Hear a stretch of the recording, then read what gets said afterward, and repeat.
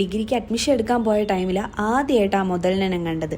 ആദ്യം എൻ്റെ മനസ്സിൽ ഇത്രയും ചാടയും മുടയും പിടിച്ചൊരു സാധനം എന്നായിരുന്നു. പക്ഷേ ആ സാധനത്തിനെ കാണാൻ വേണ്ടിയിട്ടാണ് ഇപ്പം ഞാൻ കെട്ടി ഒരുങ്ങി പോകുന്നത്. എണീച്ചത് കുറച്ച് താമസിച്ചായിപ്പോയി. അതുകൊണ്ട് പെട്ടെന്ന് തന്നെ ഇച്ചിരി പുട്ടും കറിയും കൂട്ടി പെട്ടെന്ന് തിന്നിട്ട് ഇറങ്ങി നേരെ അവളെ വീട്ടിലേക്ക് പോയി. നമ്മുടെ ഫ്രണ്ട്സിൻ്റെ വീട്ടിൽ പോയി കഴിഞ്ഞാൽ ആദ്യം നമ്മുടെ കണ്ണ് പോകുന്നത് അടുക്കളയിലോട്ടായിരിക്കുമല്ലോ. സ്വാഭാവികമായിട്ട് എൻ്റെ കണ്ണങ്ങോട്ടാണ് പോയത്. നോക്കിയപ്പോഴത്തേക്കും നല്ല ചുവന്ന ലവലോലിക്ക് ഉപ്പിലിട്ടിരിക്കുന്ന അതിൽ നിന്നും 2 കഷ്ണം എടുത്ത് കഴിച്ച് പിന്നെ കുറച്ച് നേരം ഇവൻ്റെ അടുത്ത് കുറേ നേരം അടിയും കൂടി ഞങ്ങൾ 2 പേര് അവിടെ നിന്ന് ഇറങ്ങി. ഞാൻ നേരത്തെ പറഞ്ഞ സാധനം ഇതാണ്. കണ്ടിട്ട് കുറച്ചധികം നാളായതുകൊണ്ട് തന്നെ എന്തൊക്കെയോ പറയാനുണ്ടായിരുന്നു. അങ്ങനെ ഞങ്ങൾ ഫുള്ള് സംസാരിച്ച് അങ്ങനെ പള്ളിയിലെത്തി.